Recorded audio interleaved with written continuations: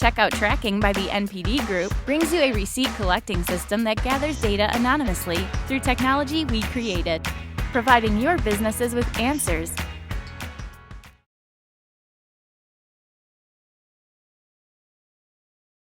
So yes, we've saved the best for last year. So we've done China, Southeast Asia, India, Latin America, probably somewhere else I forgot. But now time for Korea. So Asia obviously is a huge market for mobile gaming in general, and I think a lot of the times the focus is on the Chinese market, which obviously is very significant, but not to be overlooked is Korea. So Korea is a small country. I think it's around 20% of the size of the US in terms of population, but the mobile game market is quite significant. It's the number 3 country in terms of Google Play revenue. So just quickly, we'll do some introductions. So again, myself, my name is Josh. I'm independent. I work with a lot of large and small Western gaming companies interested in entering the market in Asia, helping them find partnerships like with some of these illustrious companies here. So it'd be great to do some quick introductions around yourselves and your company and kind of your focus. Hi, I'm Shin Young. I'm a head of product management at NCSoft. So NCSoft, if you guys know Guild Wars or Lineage, we're an online game developer headquartered in Korea. And we just opened a mobile studio in San Mateo, developing internal games as well as publishing Korean titles into the Western market. Hi, my name is Chala. I'm a mobile game sourcing manager at Smilegate. And Smilegate has been developing and publishing games for 13 years. And we are best known for Crossfire, which is online FPS played by over 500 million users across the world. And we are also developing and publishing mobile games now in Korea. And I've been meeting a lot of Western companies who are interested in bringing their mobile games to Korean market. But the trend evolves very quickly in the Korean market, so they seem they're having a hard time catching up with the trend. So I'm really happy to be in the panel to share more latest updates about the market today. Thank you. Hi guys, I'm Dennis Yi, and I lead business development at Gameville USA. So as a BD guy, I'm basically the window to the company more or less, and so that encompasses sourcing new titles. Or whether it's meeting with marketing folks or managing just general relationships with all the platform holders, like whether it's Apple, Google, Amazon, etc. So Gameville is a global mobile games publisher, and we've always started out with mobile. Some of you guys may be familiar with our flagship title, Zenonia, which is an RPG that really got its legs when the iPhone first came out. So that's me. Awesome.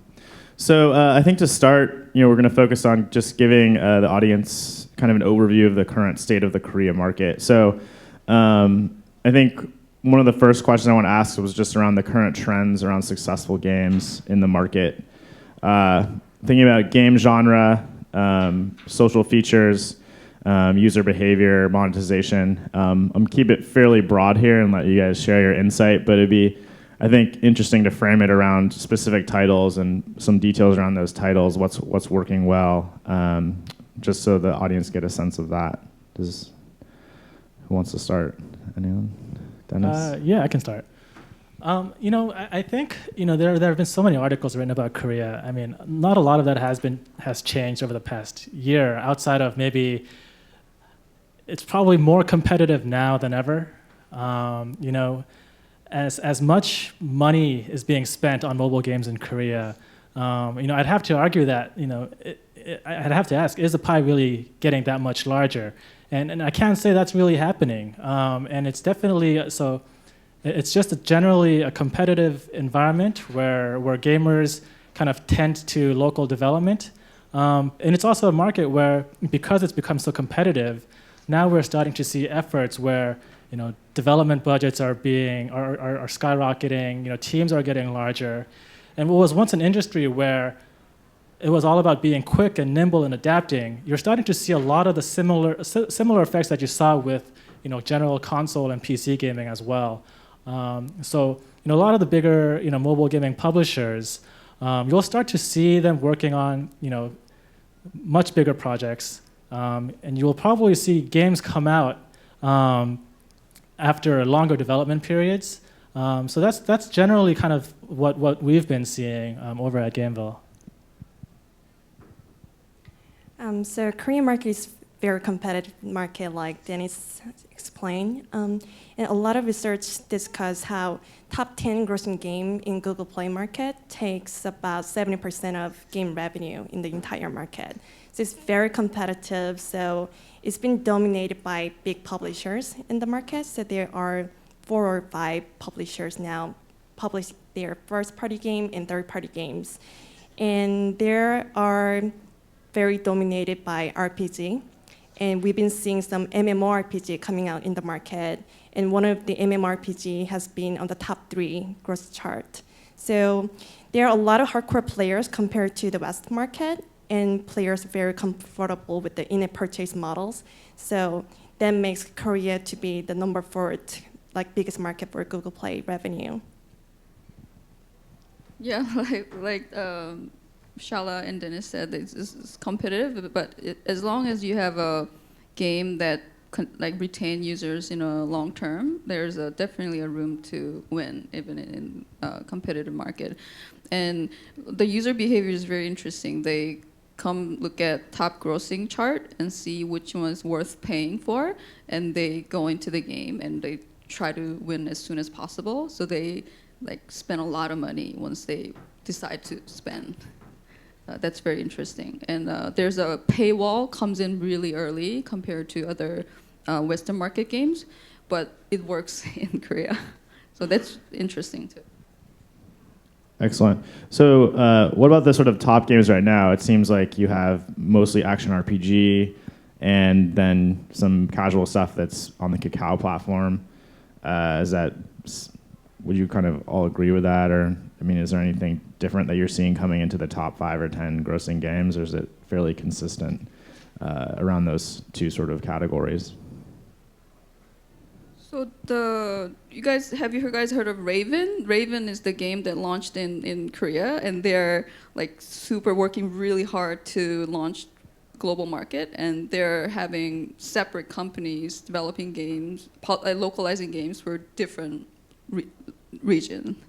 And I think their strategy was a little bit different from previous games. So in terms of the game quality, it's good, but it's not crazy different. But how they acquire users are very different. So they tap into the Naver users, which hasn't been exposed to mobile games yet. So fresh new users was really a great strategy for them to be on top number 1 in 2 days, and they killed Clash of Clans right away. So for casual games, I think there are 3 casual games in the top 20 ranking in Korea right now. And those games have been released 1 or 2 years ago. So they have very loyal players for casual genre. And I think casual games, they not really switching games. They are playing on the phone. And for mid-core genre, there are too many action RPGs in the market now, so players are expecting something new to play. So, for example, there will be MMORPG, and there will be a lot of games with well-known IP integrated. So yeah, I think you're going to continue to see more action RPGs. As evidenced by the top charts, it's still heavily dominated by that particular genre. As far as the casual games, you will still see them off of Kakao, but Kakao as a gaming platform is becoming, Gameville feels like it's becoming less and less relevant, largely because they take too much of a cut, right? I mean, and as the market leans more core, these are fans that are going to be doing their due diligence, doing their research, getting feedback from their friends, whether or not it's a game worth playing. And I think you're seeing something interesting with CJ. Where Netmarble, where they've previously published a lot of games with Kakao, they probably saw it may not be the best, long-term strategy. Hence, with Raven, they partnered up with Naver. But even then, I think that partnership was largely due to probably more marketing kind of agreements that they've kind of struck. Because from my understanding is that Naver agreed to heavily market the game to the point where it was just difficult to forego that opportunity. But I think more and more of these publishers, they're going to realize that, hey, maybe we don't need to give somebody else a cut, and they're going to start to go about it on their own. And it's going to be increasingly difficult. As I mentioned earlier, with these production budgets, going up and up, it's really going to be challenging for the smaller indie developers to really bootstrap a project that is going to be to the scale of Like a Raven. So that's currently what we're seeing. Interesting. Yeah, I was over in Seoul in May, and I met with a lot of smaller developers in that market, and they're actually building games targeting the West. They're completely skipping their own home market because it's so competitive, which I think has been a very consistent thing that people have said, how competitive the market is. So we talked, we mentioned Kakao, obviously a very popular mobile messaging platform. Mentioned Naver, which I don't know, is the Facebook of Korea. That's also a mobile platform. I mean, what's the best way to describe? How would you compare Naver to? Everyone uses it, right? It's like 99%. I think it's like Google. Okay. Yeah. Yeah, it's basically like everyone uses it. I mean, everyone uses Kakao too, but I think even more people use Naver. So talking about distribution channels, I mean, it sounds like we've already touched on this a bit. Is there anything else that's new? Are companies developing their own platforms? It seems like there's movement away from these third-party platforms because of the extra 30% revenue share. What do you guys see as the trends right now and into the future in terms of like platform usage or platform creation in that market? So I think, as I mentioned earlier, you're going to see more and more publishers and developers going about it on their own. In the top charts, you still see a handful of Kakao titles from Netmarble, but they've already been around for some time. These games include like Annie Pong or Everybody's Marble, or I think the US title for this game is called Creature Academy or Monster Tamer, one of those. These are all titles that have been around now. But outside of that, I mean, there hasn't been a top 10 grossing Kakao title that has emerged recently, if my memory serves me correctly. And for speaking on behalf of Gameville specifically, we decided to really focus again. How much value we just kind of asked ourselves, how much value does another platform add to what we're doing? And we ultimately made this decision to go about it on their own. And I think as indicated by some of these other publishers, I think there's going to be less reliance on these messaging platforms. But I think for the smaller developers that don't have as much resources, they can still really benefit from these platforms because you're not going to be competing with as many apps in those particular stores. But again, I think for the bigger publishers that are focusing more on core games, you're going to see less and less of it. So like in the US, there are a lot of game startups coming out in the market in Korea. And so the recent trend that I've been seeing is that big publishers who have several games in the market, they started to offer their SDK to help small startups. So for example, Smygate is also just recently introduced SDK. Like it's very similar to Facebook SDK. So developers, once they finish developing their game, they need to research what kind of marketing tool they want to integrate, what kind of analysis tool they want to integrate. So it all comes in the SDK. So once they integrate the SDK, they have all the optimized tools that they can publish games in the Korean market. And I've seen several companies doing it. So I think once they have enough startups or other game developers to be in the same platform, there will be another powerful game service platform in the Korean market.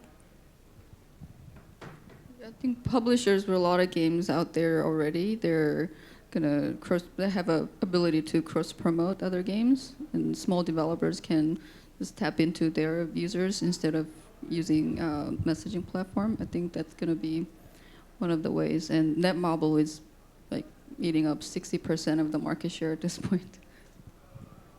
That's an excellent transition. So the next topic I think we want to talk about is marketing and distribution and launching games in Korean market. Because I think in the West we focus heavily on user acquisition if you really want to scale your game. Whereas again, I think I touched on it earlier, like, Korea is a small country. It's people concentrated in a couple, cities. So you have much more ability to reach users through like traditional marketing and promotion. I heard stories like Supercell, spends like millions of dollars a month on marketing in this small country. So interested to get some just feedback. What are these big guys doing in the market to reach users? If it's traditional like YouTube or video influencer, that kind of stuff, to really break out. What's the marketing strategy? How is it different? Sort of slow growth or really like huge launch, like console game style, like all at once. So yeah, I'd love to just get some insights around not only what the big guys are doing, but also how are small developers kind of reaching the market, if at all.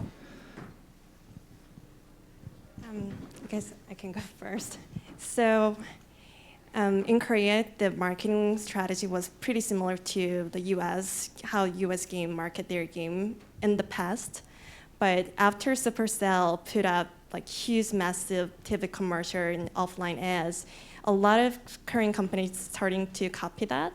And one of the advantages was that not many publishers can afford doing TV commercials and offline events.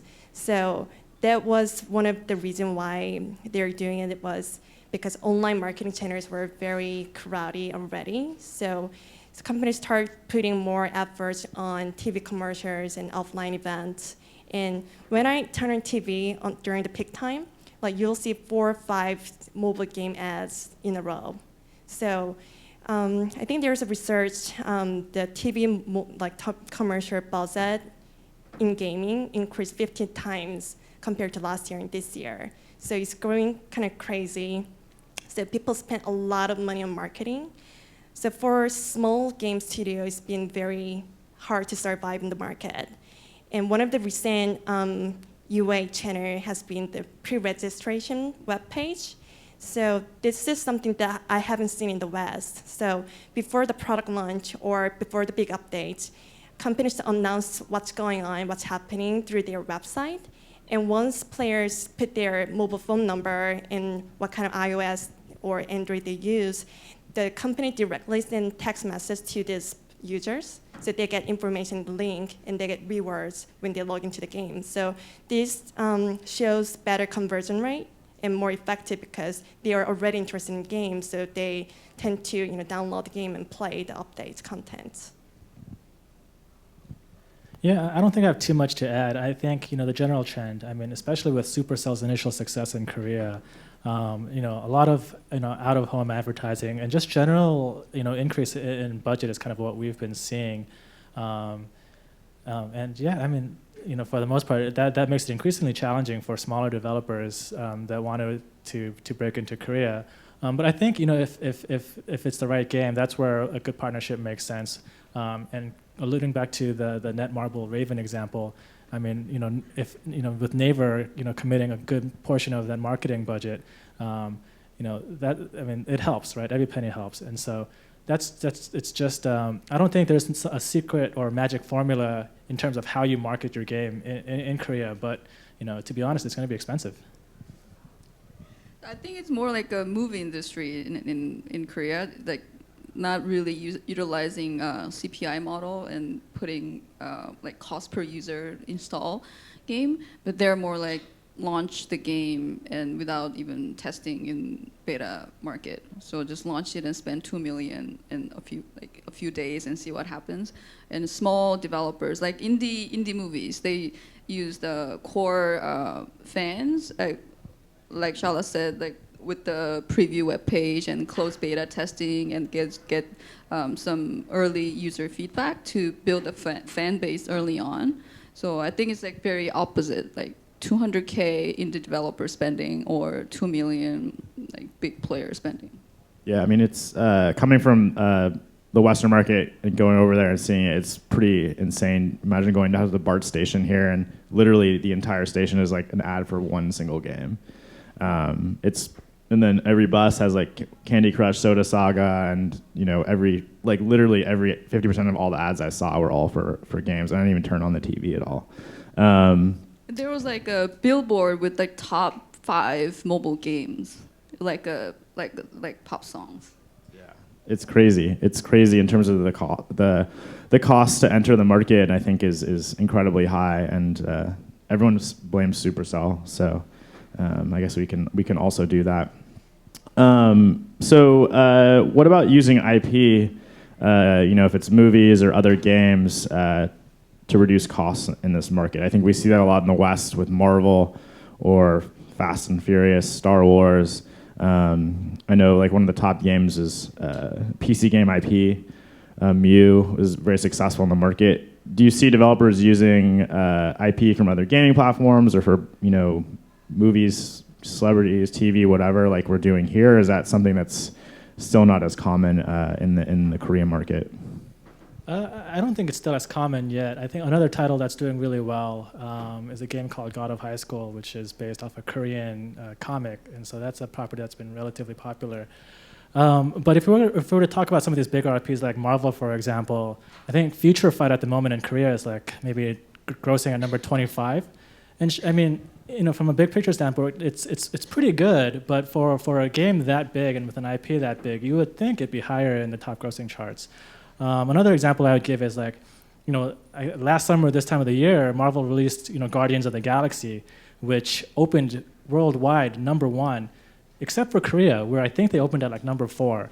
And so that's kind of like how, so when you look at Korea overall, I think IP won't be as impactful as you would see here in the West, it's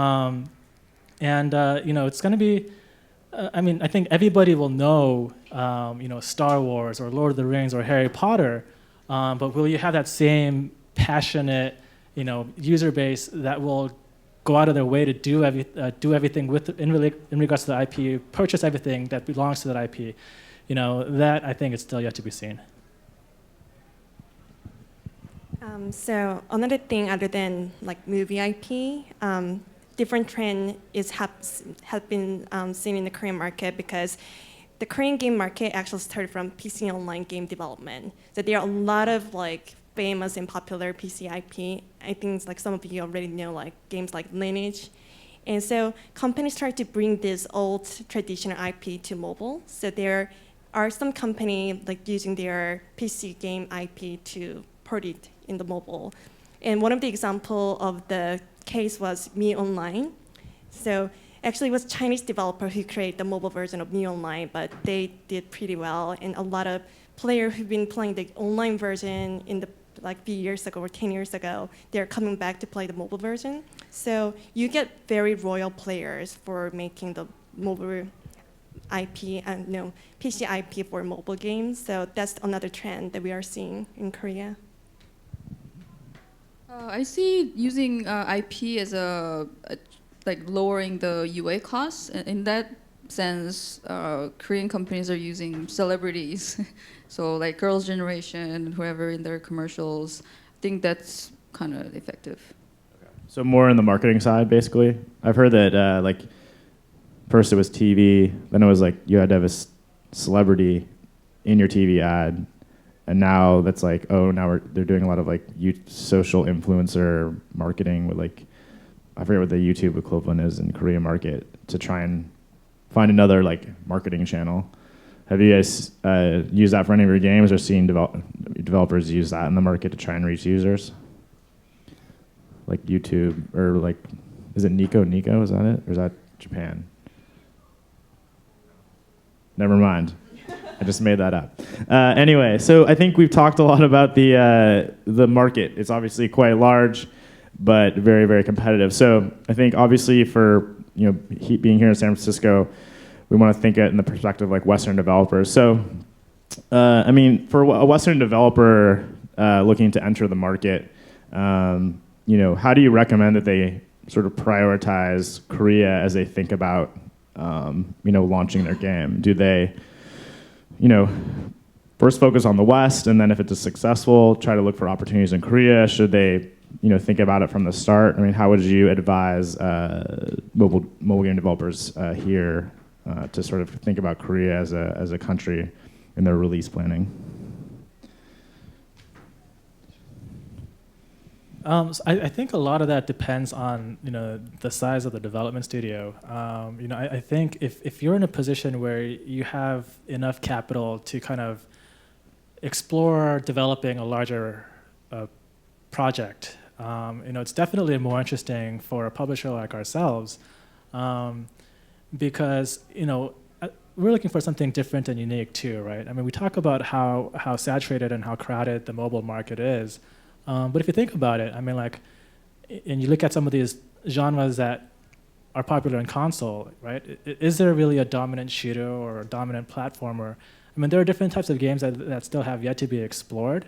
And for a lot of these, Korean publishers, even though a lot of the revenue may come from the East, they want to become global brands. They want to be successful in the West, and so.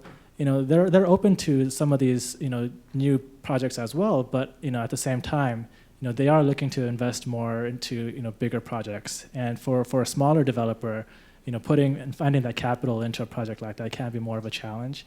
I think for smaller developers, if they want to break into Korea, I would kind of first ask them, hey, you know what?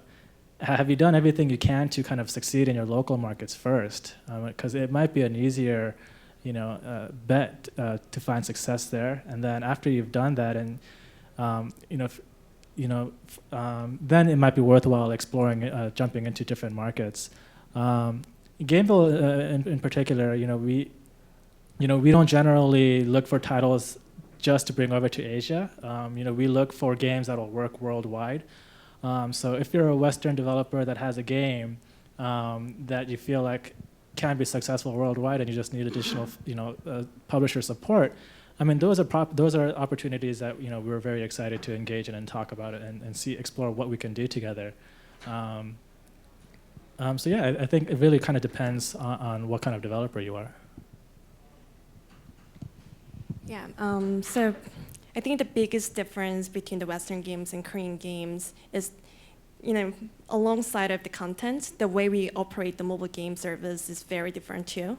And I think more than Western players, like most of the Korean players are willing to spend the money on the game they like to play. So the biggest difference I'm seeing from Western games to Korean games, so when you play Korean game, after the loading screen, there'll be like 4 or 5 pop-up banners talking about, like, showing what is the hot deals, like what kind of package you love to purchase, and what kind of events are coming out. So, but I haven't seen Western games doing it. So without knowing this kind of strategy, it's really hard to make people spend money on your game. So I think my advice, if it's first time for you to enter the Korean market, find a local partner to work with, or at least find an advisor on the market. Because without knowing how to promote your update content or sales promotion, it's really tough market to be successful. Yeah, I agree with you guys. And one interesting thing is whenever the big brand launch digital products, sometimes they think of Korean as a test market. So they will be interesting to just try in Korean market in a like small number of days and see your ARPDAO before going into other countries. And I think Korean hasn't never been a test market, but it's something to try.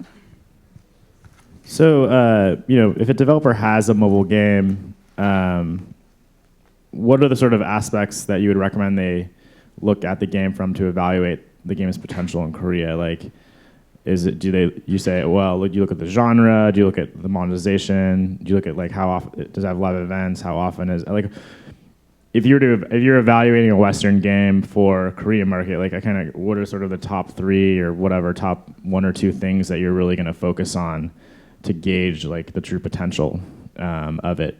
I think we've touched on a few of those things just previously, but I'd love to get a little bit more detail. I think that genre is very important, and it's the people follow trend a lot, and it changes. I think it's every quarter, or like longer trend has been RPG, for example. So the genre is very important, and the visual fidelity is very important. And people play mobile game like online games. So even though it's very complex, they understand really quickly. So the quality of gameplay should be super high too. So in my opinion, there are too many action RPG developers in Korea. So I think there is bigger chance if you are developing something other than RPG. But if you have capability of developing like high quality 3D action RPG better than Korean developers, you will still have a chance. But what I'm seeing is there are more variety of creativities in the game when I look at the games outside of Korea. So you might have bigger success chance if you have like casual games or something that has like different creativity that we haven't seen in the Korean market. So I know that there are a lot of action RPGs in Korea, and I know that they're wildly popular. But that doesn't mean you guys should go out there and make action RPGs for Korea. And I think, as far as like the little features and things that you put into your game, I think at the end of the day, it's still going to differ by publisher, right? Who you talk to. So like for us, for example, I mean, we recognize the growing emergence of Twitch and esports and things of that nature, right? So we're starting to put more focus and emphasis on things like, spectator mode, or just a game being spectator friendly in general. Competitive synchronous multiplayer, things of that nature. So I think a lot of these things differ by publisher. But one thing that I think we can all agree on is everybody's looking for a deeper experience, right? And so if it's another Clash of Clans meets X or Clash of Clans meets Y, it's probably not going to be that well received. But I think we're all open to different unique content. And what do you guys consider some of the essential features? If you're thinking like a Western game, someone's looking to bring their game over. What are some sort of high-level features that you feel like every game really has to be successful? I think we talked about a lot of the merchandising with in-game content and sales.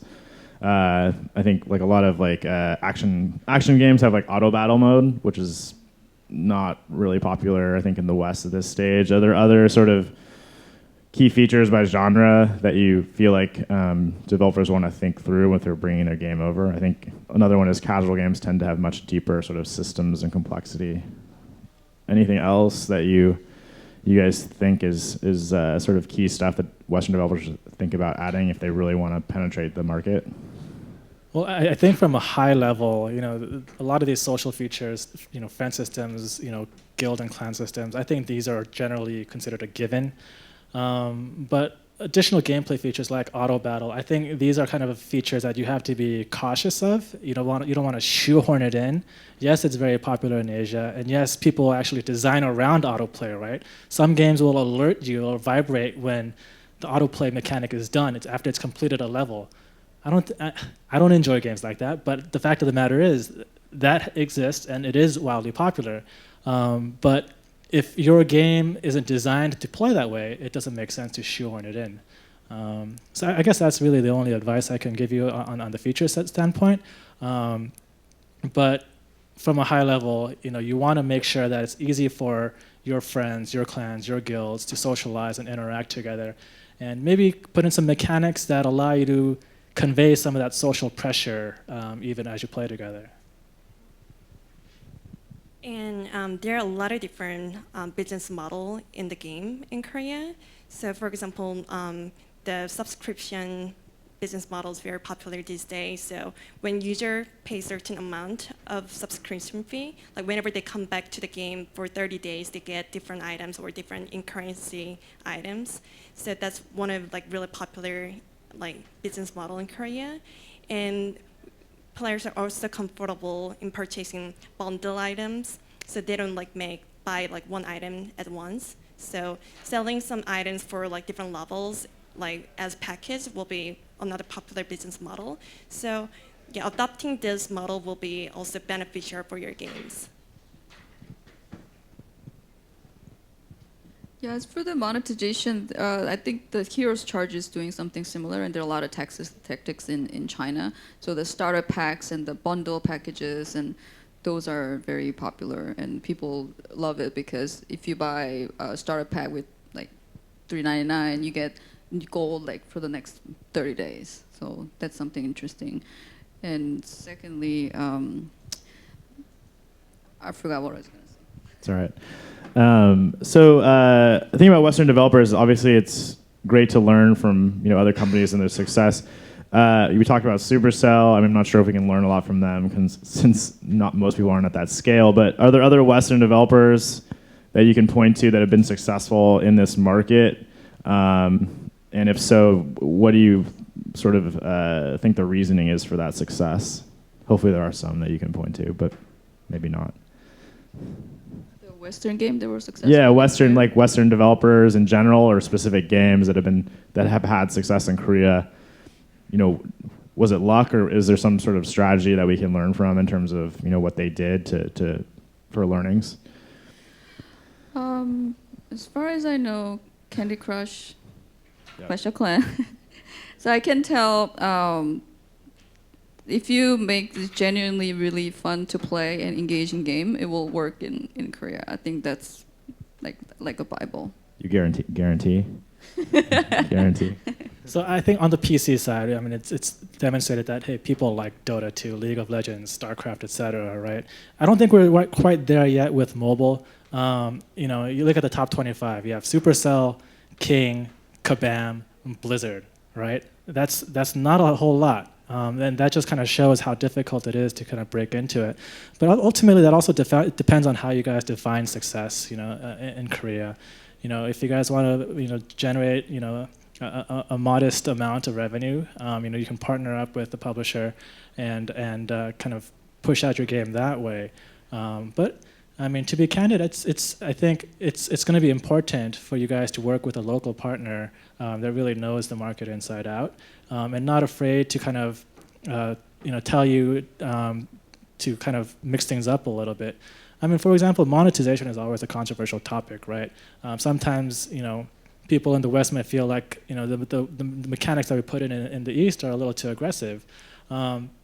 But I mean, the player behaviors are so different, right? I mean, we talked about starter packages earlier. So, for example, for a Korean player, when they come across these starter packages, I mean, they're accustomed to making these purchases in the beginning and playing with those. Whereas in the West, the player will probably more likely be playing through the game, and then once they hit a roadblock, maybe they'll spend a little bit here or there. So the way they spend, the behavior is all very different, and so. It's going to be, that's why I would advise maybe working with somebody that's close to the market. I mean, we talked over and over how challenging the market is, even for Korean developers and publishers. So I think there are only like 10 games out of like top 100 games in Google Play, so it's extremely difficult. But I think one of a good example can be Crossy Road. So they, launched their game globally, and Korean publishers saw their potential, and they showed good retention, and they had very unique theme, and it worked in Korean market. So later they found publisher in Korea which support them with marketing and user acquisition. So that could be a good example for you to try. Cool. In terms of finding a local partner, I mean, what types of partnership opportunities exist? I mean, is it focused mainly like cross-road on distribution? Are companies taking the game's source code and like modifying it for Korea? I guess what type of models kind of exist in the market, and how do those look in terms of like operationally for developers, based on either your companies or your experience just seeing what other companies are doing in that market? It was briefly mentioned. So two things: the distribution UA as well as operation.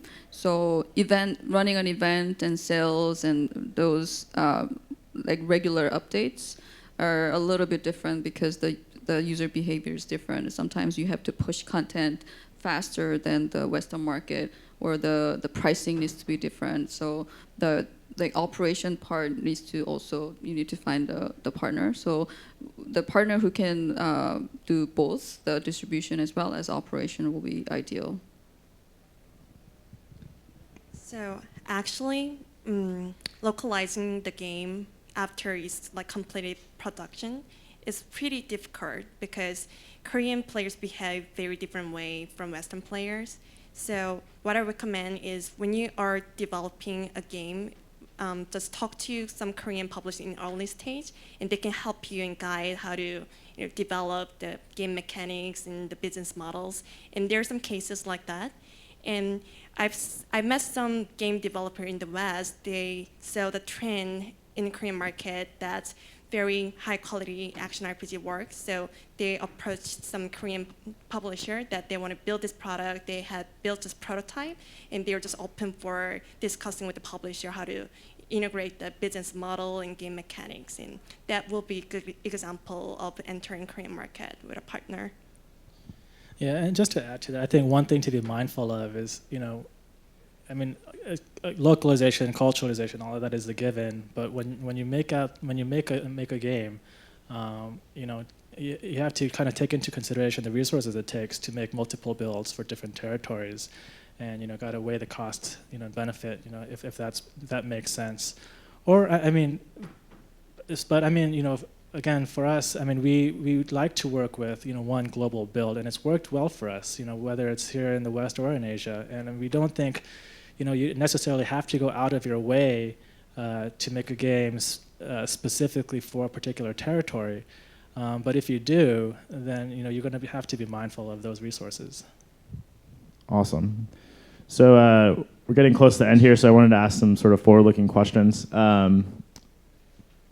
Where do you see the market? What are the sort of key things you're seeing? And if we're talking now, a year from now, what are some of the trends that you think will be maybe different in the Korean market? Is it just going to get more competitive and have to spend more money on marketing?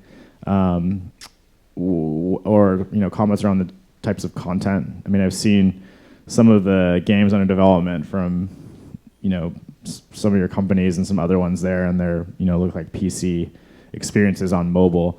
Where do you think we are in the Korean market overall in 2016, a year from now? I think there might be a short dry period, and I say that because a lot of developers and publishers are working on bigger projects, and these are 2-year development cycles, right? And so, during that period, I think there's an opportunity for smaller games to kind of come in and generate some interest. And even if you look at like the top charts in Korea, it's for the most part it's stayed put for a little bit. So there's that. But as the market continues to mature, I can't help but see the market moving in a similar direction as what we've seen with console, right? The development budget's just kind of continuing to go up and up. So you're probably going to see a lot of consolidation. You're going to see a lot of smaller, nimble developers, the creative superstars, really, to kind of navigate through this whole whirlwind. And then you're also going to see the bigger developers and publishers with the capital continue to make their bigger projects. So that's the general direction that I see it happening. So as we mentioned earlier, I think there will be more IP-based games next year. So whether it's like movie, animation, web-based cartoons, a lot of publishers and developers trying to, make sure they have good IP and like well-known IP for their games. So I think there'll be trends like that in next year. Just to add one thing, the ARPDAU of the Korean games, the game in Korean market is like 2 or 3x higher than the Western market. So I think that trend won't stop. So players will keep spending a lot of money, and because of that, all the quality of games will be getting higher and higher. Can you guys give any insight into the budgets that are going into the games currently in development based on what you're seeing in the market? Are we getting close to like PC game budgets, or even, 10, millions, tens of millions? I've heard a lot of things from different companies for the stuff that's in development now. Any just general things that aren't trade secrets? Yeah, I think, if you were to ask me a year or two ago, we'd probably be talking about, $250,000 to $500,000, right? Nowadays, these budgets realistically, probably closer to $3 to $5 million is probably what we're looking at. Cool. Sure. Yeah, I agree. Like production codes is getting like higher and higher. So yeah, for top 10 games, yeah, those are between like 3 to even like 5 million. Yeah, I agree. So you need 5 million to make the game, and then 5 million to market it in the first month, right? Okay. So I think one last question I think is interesting and topical because I joke like with Dennis, I tried to do a panel in Korea, and he was like the only guy that I could have in the U.S. But now NCSoft is opening a huge office here. Shah is here sourcing content for the West. Netmarble's investing in SGN. I mean, what are some insights around, Korea traditionally, from my perspective, has been very inward focused. It's like I'm in Korea, making games for Korea. That's all I care about. It seems like now there's a lot of movement outside of that, even into the Western market. Any thoughts that folks want to share around that? I mean, obviously, it seems like there's much more interest in the last 6 to 12 months in our market versus a couple years ago. Even the government is encouraging startup companies to go out to the U.S. and there are bigger fish to fry. So a lot of more people who would appreciate the creativity of the Korean game companies have. So I think that's going to be the constant trend. And the Korean companies are just realizing the potential of what they can do outside. They could double their revenue if they tap into the market they haven't experienced yet. So for Korean developers, it's been really hard to bring their games to the West market because Korean games tend to be very heavy and too complicated for Western players.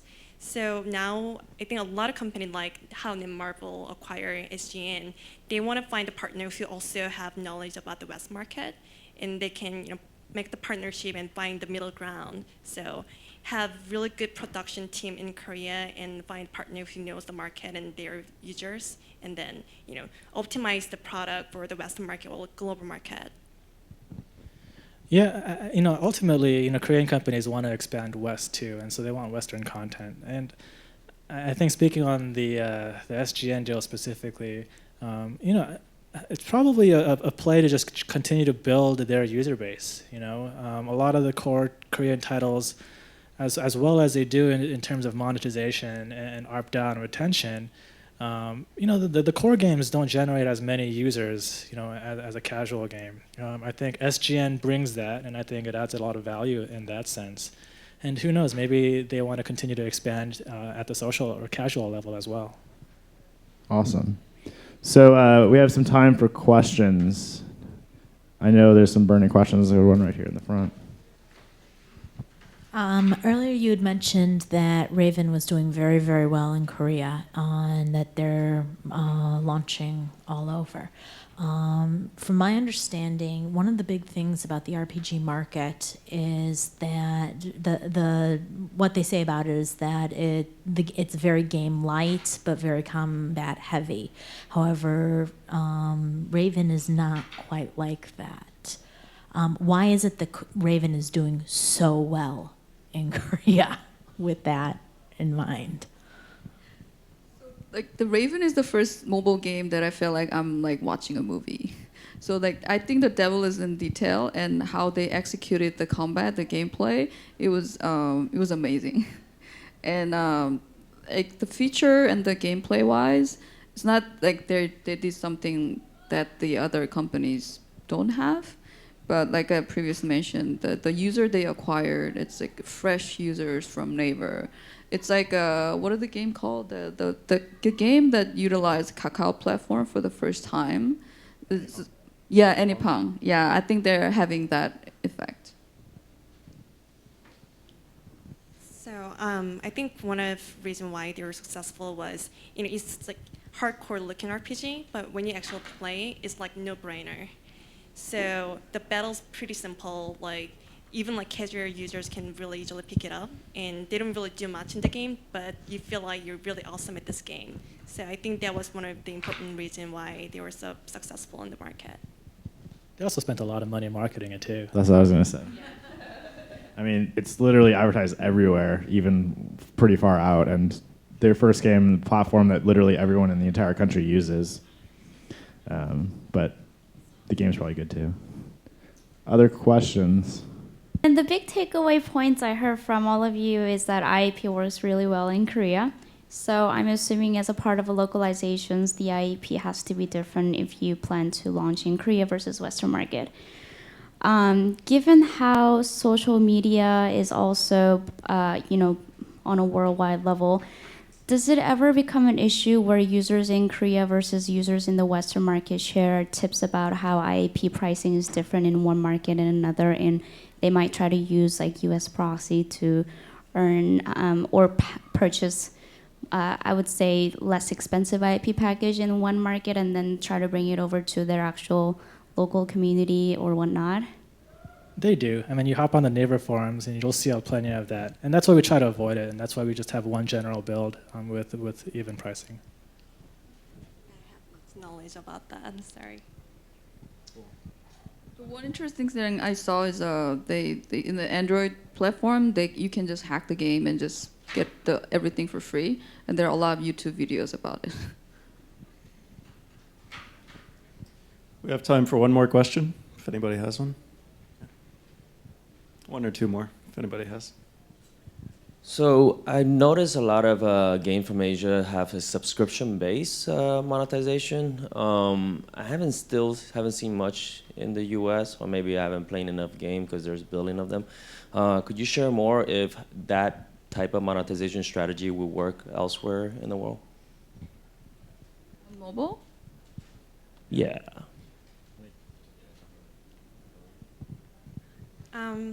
So I think the subscription model works better with mid-core games like RPG, but in the West, there haven't been many RPG out there.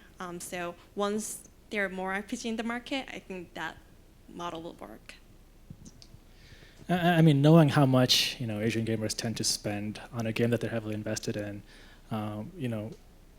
when you tack on a subscription model, you ultimately limit their spend, and I think there are a lot of companies that don't want to kind of limit that. And that's probably the main reason. Other questions? No? Cool. Awesome. Well, if you guys are interested in bringing your game to Korea, I think talk to any of us because we're all looking to help developers come over there. And if you need a job, Shinyoung is trying to hire like 1 million people for their studio. Otherwise, thank you very much to our panelists, and thanks very much.